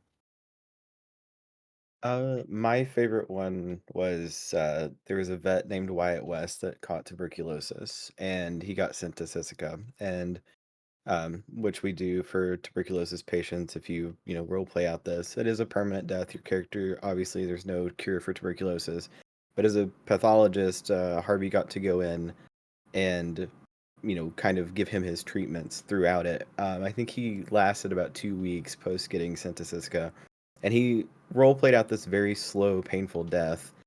And prior to that, I think I had had maybe one interaction with Wyatt, like treating Harvey's dog or whatever. And through those 2 weeks of interacting with him, you can't help but get close to this character that you know is going to die. And there was like this great, there was this great moment where he had to have I think Lolly was with Harvey, and we had to do a surgery on him because he had an infection and he had to lose his eye or something like that. And he was scared of being put under morphine because it was going to make him go to sleep. And he was afraid that if he went to sleep, he was going to die. And he wasn't ready to go yet. So Harvey was like, you know what, I'll hold your hand while you go to sleep, and I'm not gonna stop holding it. We're gonna sit here with you while we go through this. And it was this very understanding moment of Wyatt lays down, he rests for a bit, Lolly does the surgery. We go to wake him up, and his body's just so exhausted, he stays asleep. So Harvey sits with him for a bit, and then they end up, having to leave Siska and come back later. And then Harvey develops this relationship with him. He's sending telegrams as he had role played sending telegrams of his MDT daily as from Nigel to us, and also from quote unquote one of the guards at that time because this was in 3.0. just updating us when we weren't able to go every day, like on his condition. And then I think we were going like once or twice a week, maybe every other day or something like that. Up until the point that he was ultimately passing. And I think it was Silas and Harvey went, and he had asked if he could pass under the stars. And so we took him up on top of one of the towers at Siska so he could sit and see the lights from Saint Denis and see the stars and stuff like that. And, we gave him his morphine drip and we sat there with him and holding his hand or whatever. And he's like, he looks at Harvey and he says, "I'm not afraid to go to sleep anymore." And like passes, like slowly passes in that moment. Who's cutting onions? And I lost it. I Cory, you'll cried cry. so damn hard. Like oh my god, I sobbed over it. And I got back to we got back to like, Saint Denis, and I went and checked a telegram that I had, and it was from him, and it said, "Do not open until after Wyatt's passing."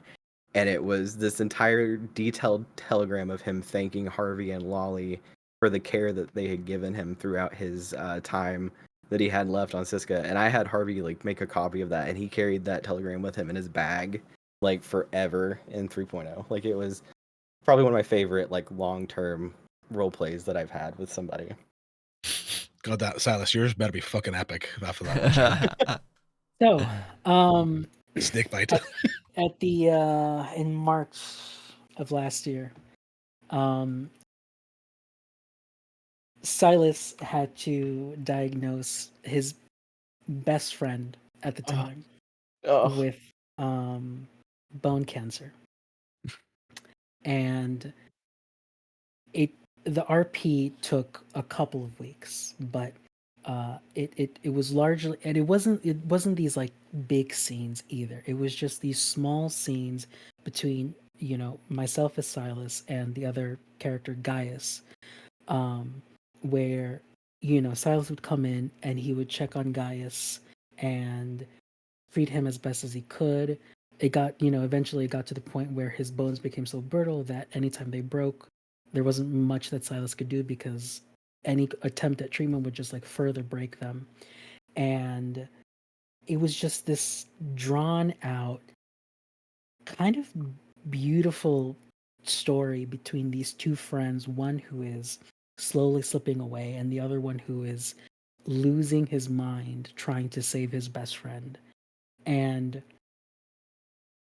I got to do RP that I really never had a chance to do, which was like emotional RP. Yeah. And I had Silas, I constantly had Silas with like tags of like dark bags under his eyes, looks exhausted, blah blah blah, blah, like all these different signifiers to note that, hey, he's not well, like he is not taking the slow death of his best friend well, and he has put himself as the doctor in charge of Gaius's medical care. So he is, not only is he not doing well because his best friend is dying, he's also the one taking the brunt of everything, and being the one to like see him as he gets weaker and weaker and weaker. And when it finally came time for Gaius to die, there was a moment where Gaius and Silas were talking, and Gaius says to Silas, he's like, "I know how you are. I know that you are going to blame yourself because I couldn't get better. Please don't do that to yourself. If there's anything that if there's anything that you can do for me right now, it's promise me that you're not going to destroy yourself because you couldn't help me. It was my time to go, and it is that's the way life works. But you have to keep going. If you're not going to do it for yourself, then at least do it for me." And that whole scene was so one of like, beyond the medical, it was just one of the hands down best story arcs that I've ever done or have been a part of as Silas. God damn it. I do feel that doctors, like you are there for like nearly all the permas and stuff like that. There you do get like quite a lot of the emotional stuff. Yeah, Yes. it got to the point in the end of 3.0. I think Harvey had like 40 deaths or something crazy in a row like that. That I wrote last Mass rites to murder. read. I no, it was. I mean, it was just people like deciding they were just the mass murder or whatever. Wrote last rites to read the characters as they passed because I was like, I don't feel right just being like, up, it's another one, put them in cold story. Like I wanted to give them some kind of send off because like this is somebody's character that they've worked really hard on, that they've put a lot of time in. Like they deserve like a good final moment before they're put into cold storage. And so I wrote non-religious last rites to kind of read them, and then a little did I know at that point in time, 3 weeks later I would read those to Harvey's husband as like as like Harvey's putting him into cold storage, and I was like, oh fuck me, like God. Yeah, Yeah. that's bad. I mean, it is. Yeah, I've never really thought about it like that. To be honest, it's very different when you play a crim. Like get your semi-automatic shotgun out, going die, motherfucker. Boo, boo, boo, boo, boo, boo, boo. Never really care, do you? Do you know what I mean? You just Yeah. another notch on the thing. Right. So last question, guys, and then we'll wrap this up. Anything from you guys to us, like on the criminal side of things, or I I don't know that I have any like question specifically. I just know that with this alt character that I'm going to be playing a bit, it's my first time delving into some of like the more criminal aspects of roleplay, so I'm looking forward to it. I think it'll be a lot of fun. just go slow. Yep. Yeah, That's the thing about crim. Don't be a fucking turbo Andy. Yeah. Just riding, just slow. Slow is the way to do crime. And lose. Yeah, and lose. hmm Nothing I mean- more. If you've never done a criminal before, Silas, right? No, never. Right. Well, enjoy the sound of hooves riding up on you when you're grave digging and you shit your pants. Yeah. Oh my god, yes. Especially when you're in like Lemoyne and it's fucking foggy and it's raining. And Listen, those are the best moments, though. they are. They are. They are. And your first robbery when you're shaking, not your hands are shaking, you can't aim. Yeah. Yeah. And don't shoot the hostage. Harvey, Flint, any questions for Benji or myself?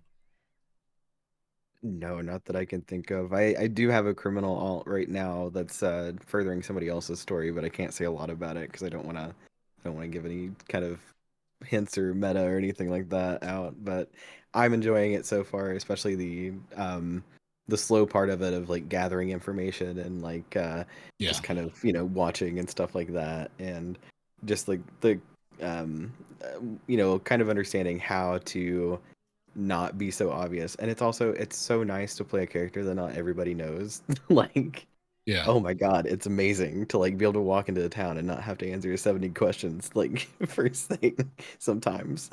Yeah, I think that's one thing that new criminals don't do is they don't listen to small details. There's sometimes someone can tell you something and there's like more information to it if you actually listen closely. You learn that this person lies or this person, small details are big in the criminal side of things as well. And information is valuable. Don't let Yeah, anyone say my it's not. character, my character couldn't give a fuck about money or anything like that there, but like see information, it's fucking invaluable. Don't give it I'm a- away. Yeah. No, that's one thing. Like, I don't have any question. I just want to give honestly a round of applause to you guys, because since 4.0, you guys on the criminal side, you guys have been doing a wonderful job. It's not like how it used to be sometimes, or it at least felt like you guys are just out there gun blazing. Yeah, I'm a criminal, so what? No, you guys are just taking it slow, in the shadows as a proper criminal. Which honestly, props to you guys for that. I truly appreciate that, because it got to me sometimes seeing that criminals basically just gun blazing. We don't care about marshals. We don't care about this. Yes, there will be criminals like that. Obviously, it makes sense for the story and all. Yeah. But like everyone wanting that, it's Oh yeah, I play quiet characters that are in the shadows all the time. yeah, that's what I appreciate. Like, thank you guys for that. It gives a little bit of fun spice to the RP. Yeah. It's fair. Yeah, he's Mafia talking and general. Chad. Yeah. No, that was good. Right. Chat, we're going to leave it there. It's, Benj and I always aim for like 1 hour for these things. Yeah. It's almost 2. It's pretty standard. It is. Chat, we are still looking at native mains. Hello? Do you get hello? Yeah, Native natives. mains? Any natives? Come on. Yeah. Come on down. We've got some business civilian people sorted out. Mm. Pumpkin is on the list. If Beautiful. Mafia would actually answer his DMs, Simmons and Mafia, put them against each other, get them talking shit. Like Mafia is a massive leaker, right? He must be a dev's worst nightmare. He gives away everything before it comes out. Oh yeah, we'll know everything about 5.0 by the time it's finished. Yeah. So like they are hopefully in the works, and then we have some other people that we want to get on and stuff together. But native mains, DOC, bounty hunters are obviously kicking off. If you guys want to reach out to us, Yeah, I do also want to say that I have seen everyone's message who's DM me about coming on. As soon as I work out a schedule and when's the best time for these people to come on, like I will reply to you. we will get you. But oh. native mains, you guys are fucking silent. Step up. Yeah. Also, if in the title of the stream here, there's Twitch links. You can go ahead and follow these people, these beautiful people that are joining us and streaming Gold Rush. So until Can I next just week. apologize now for the emotional terrorism that they'll get from hanging out with me.